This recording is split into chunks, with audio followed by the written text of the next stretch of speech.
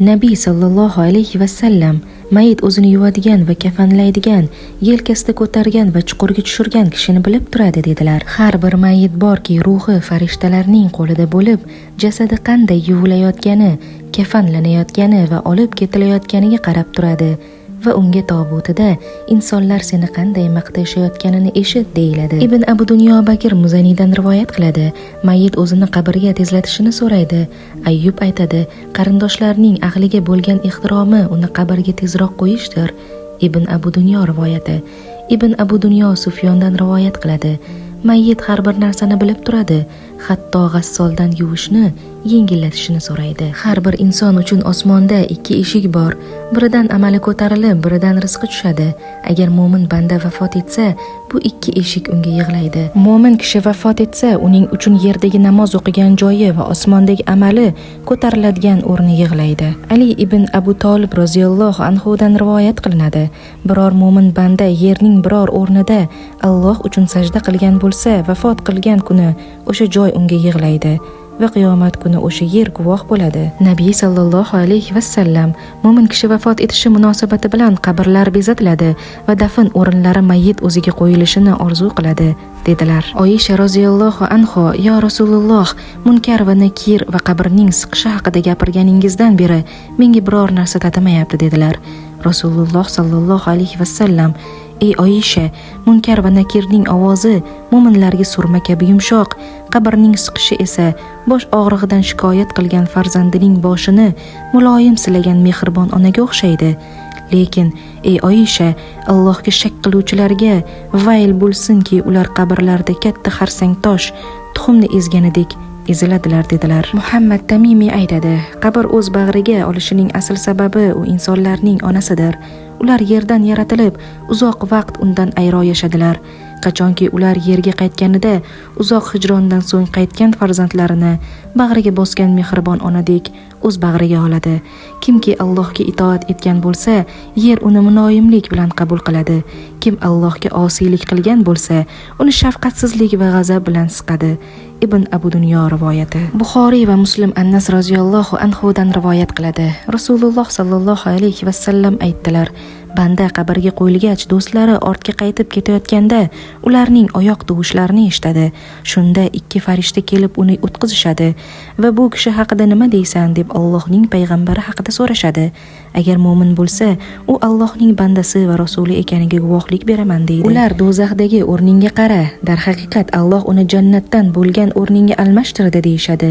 Nabiy sallallohu alayhi vasallam ikkala o'rnini ham ko'radi dedilar. Ahmad va Abu Dovud Anas roziyallohu anhudan shunga o'xshash hadisni rivoyat qilishadi va quyidagilarni ziyoda qiladi. "Meni qo'yib yuboringlar, ahlimga xushxabar berib kelaman" deydi.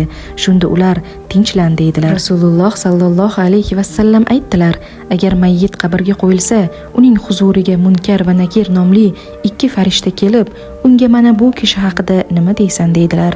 U esa bu zot Allohning bandasi va rasulidir. Allohdan boshqa iloh yo'qligiga va Muhammad uning bandasi va rasuli ekaniga guvohlik beraman" deydi. Farishtalar: "Sening shunday deyishingni bilar edik" deydilar. So'ng uning qabri bo'yi va eniga 70 gaz kengayadi. Keyin qabri u uchun yorug' bo'ladi. Shunda u: "Meni qo'yib yuboringlar, ahlimga borib ularga xabar beraman" deydi. Farishtalar: "To Alloh taolo seni qayta tiriltirguncha bir yangi kuyov misoli uxlagan" deyshadi. Rasululloh sallallohu alayhi vasallam aytdilar: "Mayyit agar qabrga qo'yilsa, do'stlari qaytib ketayotganda ularning qadam tovushini eshitadi. Agar u mo'min bo'lsa, namoz bosh tarafidan, zakot o'ng tomonidan, ro'za chap tomonidan, insonlarga qilgan sadaqa, silai rahim, yaxshilik va ihsonlardan iborat amallari oyoq tomonidan keladi. Munkar va Nakir mayyitning bosh tomonidan kelganda, namoz men tomondan kiradigan o'rin yo'q deydi. So'ng o'ng tomonidan kelsa, zakot men tomondan kiradigan joy yo'q deydi. Chap tomonidan kelganida zakot men tomondan ham kiradigan o'rin yo'q deydi. Keyin oyoq tomonidan keladi. Sadaqa, silai rahim, yaxshilik va ihsondan iborat bo'lgan amallari biz tomondan kiradigan o'rin yo'q deyishadi. Keyin o'tirishga amr qilingach o'tiradi.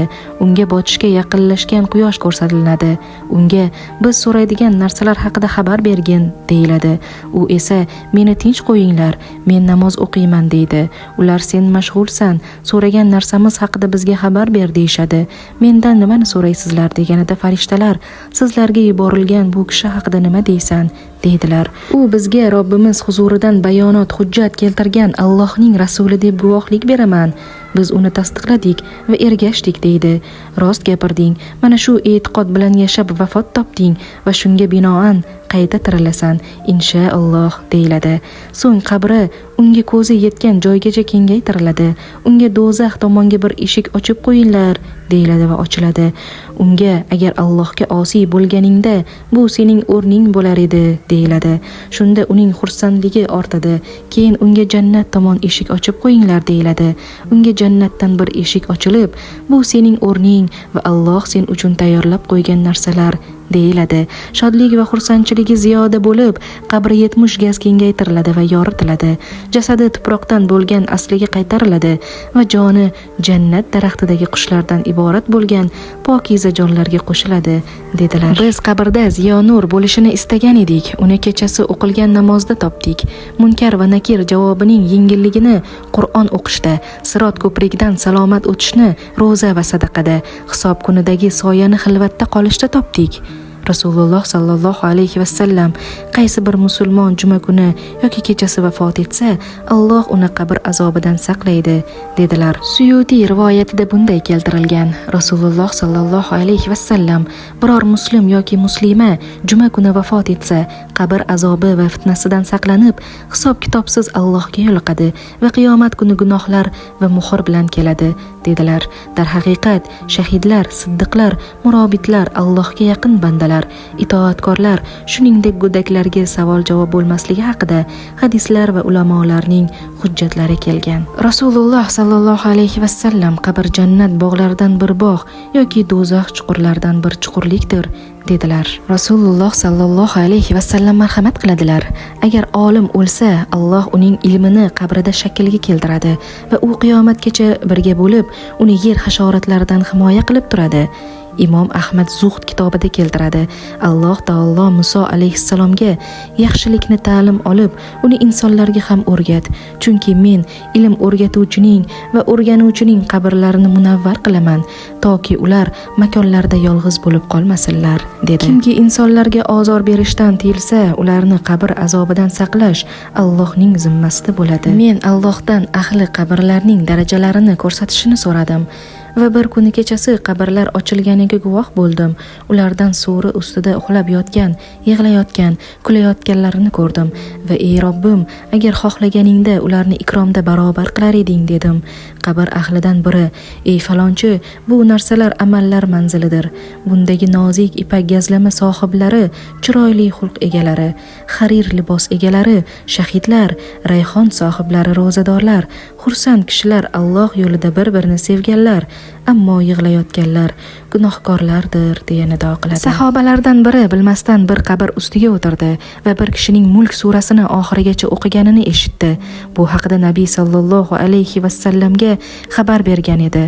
U zot Mulk surasi himoya qiluvchi va najot beruvchi bo'lib, mayyitga qabr azobidan najot beradi dedilar. Ibn Munba Talha ibn Abdullohdan rivoyat qiladi. O'rmonda molimni qidirib yurgan edim. Kech kirib qoldi. Shunda Abdulloh ibn Amr ibn Haromning qabri yonida tunadim. Kechasi qabr ichida shunday go'zal Qur'on qiroatini eshitdimki, bunday chiroyli qiroatni hech eshitmagan edim. Rasululloh sallallohu alayhi vasallamga kelib, buning xabarini berdim. Nabiy alayhissalom bu Abdullohdir. Alloh taolo ruhlarini olib, naqshli va yoqutli qandil ichiga joylab, jannatning o'rtasiga osib qo'ygan. Kech kirsa ularga ruhlari qaytariladi, tong otgach esa o'z o'rinlariga qaytariladi dedilar. Ibn Munda Go'rku Abu Nazr Nisoburiydan rivoyat qiladi. U solih va taqvodor kishi edi. Qabr qaziyotgan edim. Uning ichidan boshqa bir qabr ochildi.